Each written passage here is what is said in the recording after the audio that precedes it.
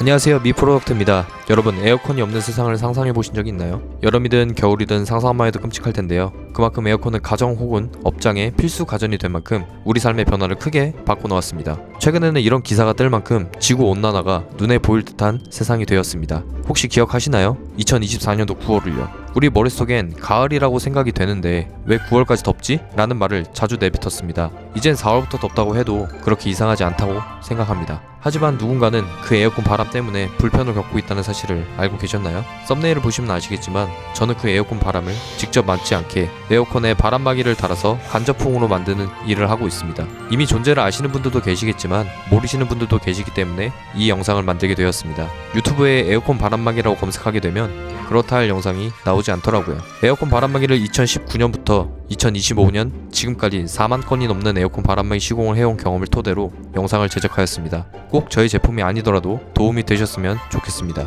그럼 시작하겠습니다. 시간이 없으신 분들은 타임라인을 나누어 놓았으니 원하시는 정보만 쏙쏙 빼가시길 바라겠습니다. 첫 번째로 에어컨 바람막이는 왜 설치하나요? 입니다. 여러분은 에어컨을 언제 가동하시나요? 사실 요즘엔 냉난방기라고 해서 여름엔 냉방, 겨울엔 난방을 가동할 수 있는 에어컨이 시중에 깔렸습니다. 즉 1년 내내 거의 가동한다고 보시면 되겠죠. 특히 작년 여름철 이런 뉴스를 심심치 않게 보셨을 겁니다. 매년 역대 최고 기온을 갱신 중이죠. 그 말은 즉 에어컨 없이는 일상생활이 불가할 정도라는 거죠. 하지만 실생활에서는 쾌적한 환경을 원했지 추운 혹은 더운 환경을 원하진 않았어 라고 생각하시는 분들이 계십니다. 이 때문에 냉방이든 난방이든 에어컨 바람을 싫어하시는 경우가 많이 발생하죠. 환경과 상황, 에어컨의 위치에 따라 정말 다양한 설치 이유가 생겨납니다. 예를 들면 사무실에 오래 앉아서 일하시는데 내 자리만 춥거나 더운 경우, 나는 에어컨을 끄고 싶은데 상사 눈치가 보여서 끌 수 없는 경우, 카페나 자영업을 하시는 중인데 고객님이 에어컨 바람 때문에 컴플레인을 거는 경우, 우리 아기들이 거실에서 생활을 하는데 이유 없이 감기가 걸린다거나 남편은 열이 많고 아내는 열이 없는 경우,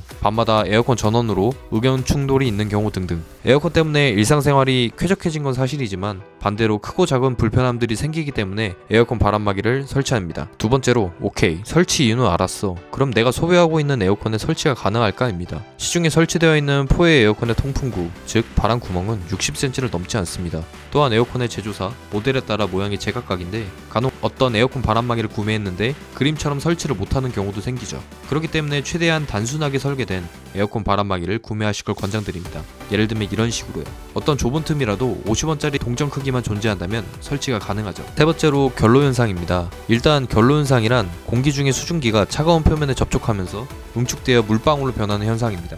우리 주변에도 보이다시피 차가운 유리컵 표면에 서리가 끼거나 자동차 내부와 외부 온도 차이가 있어서 앞유리에 서리가 끼는 것 같은 원리죠. 그런데 어떤 장소는 결로현상이 안 생기고 어떤 장소는 결로현상이 생깁니다. 왜 그럴까요? 결로현상은 온도 차이 이전에 습도에 따라 결정됩니다. 예를 들어 볼게요. 실내 온도가 25도이고 상대 습도가 50%라면 에어컨 바람막이 표면 온도가 13.9도가 되면 결로현상이 생깁니다. 같은 조건의 실내 온도가 25도이고 상대 습도가 70%라면 에어컨 바람막이 표면 온도가 18.6도가 되면 결로현상이 생깁니다. 상대 습도가 70%는 대표적으로 장마 기간이 있습니다. 온도는 가을철 날씨인 18도에도 결로현상이 생긴다는 거죠. 즉 이를 쉽게 얘기하자면 환기 조건이 잘 갖춰진 환경, 아까 말한 상대 습도 50%에서는 결로현상이 발생하지 않습니다.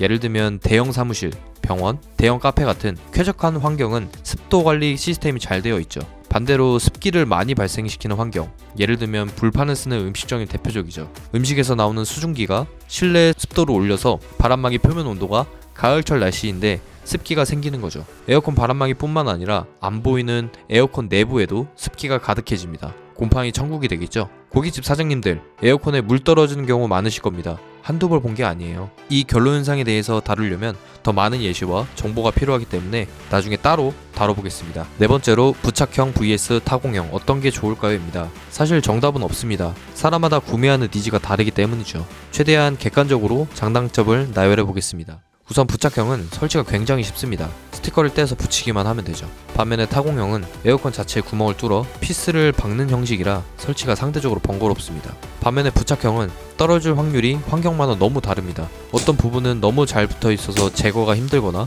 어떤 부분은 지속적으로 계속 떨어지거나, 타공형은 상대적으로 그럴 확률이 없죠. 저희도 예전에 부착형을 취급했었는데 그런 떨어지는 확률 때문에 타공형만 취급하게 되었습니다. 다섯 번째로, 에어컨 청소할 때 불편하지 않을까요? 입니다. 셀프로 청소하시는 분들이 계시고 업체에게 청소를 맡기는 분들이 계십니다. 위 방식대로 에어컨을 젖혀놓고 청소하시면 필터가 있는 뚜껑을 열어 분해하지 않아도 청소를 할 수 있습니다. 요즘엔 에어컨 청소하시는 업체에서도 납품해달라고 연락이 많이 오네요.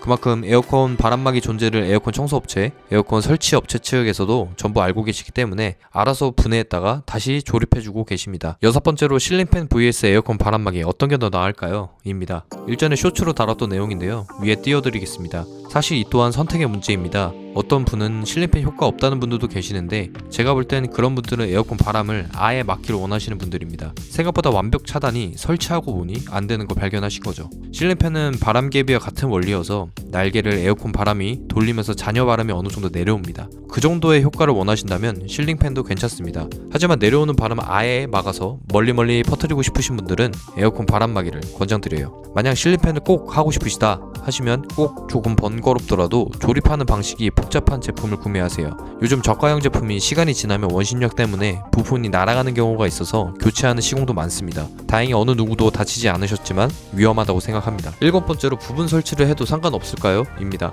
네, 전혀 상관없습니다. 오히려 부분 설치를 시공해달라고 의뢰하시는 분들이 꽤 있어요. 원하는 곳에만 설치하는 경우죠. 예산이 정해져 있거나 굳이 여기까지 설치를 해야 되나 싶으신 분들이 많이들 이용하는 방법입니다. 포의 에어컨 4방향 중 1개 혹은 2개의 방향이 바로 벽면이면 현장에서 설치하실 필요가 없다고까지 말씀드려요. 여덟 번째, 원웨이 에어컨에도 설치가 가능한가요? 입니다. 요즘 신축 아파트에 원웨이 천정형 에어컨이 많이 설치되어 있는 거 볼 수 있어요. 에어컨이 공간 차지도 안 하고 많이들 이용하고 계시죠. 실제로 여름철이 되면 가정집을 더 많이 방문하는 것 같습니다. 이유가 뭐냐면 영유아, 어린이를 키우는 가정집에 가면 거실에 소음방지 매트와 장난감, 펜스가 쳐져 있습니다. 애기들이 자유롭게 노는 공간이 거실인 거죠. 그 거실엔 제일 큰 원웨이 에어컨이 여름철 풀가동되기 때문입니다. 그 밖에 이번지실, 회의실 등등 상대적으로 작은 공간에 원웨이 에어컨이 많이 들어갑니다. 원웨이 에어컨 바람막이의 특이사항은 같은 모양으로 생겼을지라도 통풍구 길이가 상이한 경우가 많아요. 실질적으로 에어컨 쓰시면서 통풍구 길이가 몇 cm일지 아시는 분들이 얼마나 계실까요? 사실 관심도 없죠. 이 통풍구 길이를 저희는 굉장히 중요하게 여깁니다. 그 이유는 시중에서 통풍구 길이에 맞게끔 바람막이를 제작하는 업체가 저희밖에 없어서 경쟁력이 있다고 생각해요. 설치하면 굉장히 깔끔하고 이쁘거든요. 타 업체는 포회용으로 2개를 이어서 설치해서 모양새가 이쁘지 않다고 생각합니다. 물론 저희 제품은 제작형 제품이라 타 제품에 비해 비싸고 제작기간이 2일에서 3일 정도 소요가 됩니다. 가성비를 중요하게 여기시는 분들께는 저희 제품을 권장하지는 않습니다. 하지만 반영구적이기 때문에 이왕이면 좋은 제품을 설치하는 게 낫다고 생각해서 고객화하고 있습니다. 아홉 번째로, 설치하면 고장나지 않을까요? 입니다. 저희 제품이 타공형, 즉 구멍을 뚫어서 고정하는 방식이기 때문에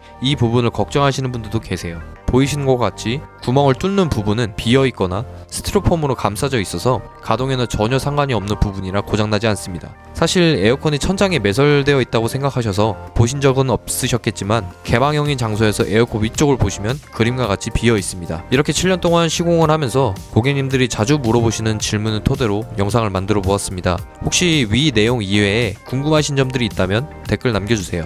성심성의껏 답변해 드리겠습니다. 저희 채널은 시공 속에서 일어나는 각종 상황과 변수에 대한 이야기를 담고 있습니다. 또한 평범한 직장인 3년차에서 사업자로 전환하면서 느끼는 감정, 가치관 등에 대한 내용을 솔직 담백하게 이야기하려고 합니다. 열심히 살아가는 30대 한 청년으로서 형님, 누님들에게도 조언을 듣고 싶습니다. 이쁘게 봐두시고 도움이 되셨다면 좋아요와 구독 한 번씩 눌러주시면 감사드리겠습니다.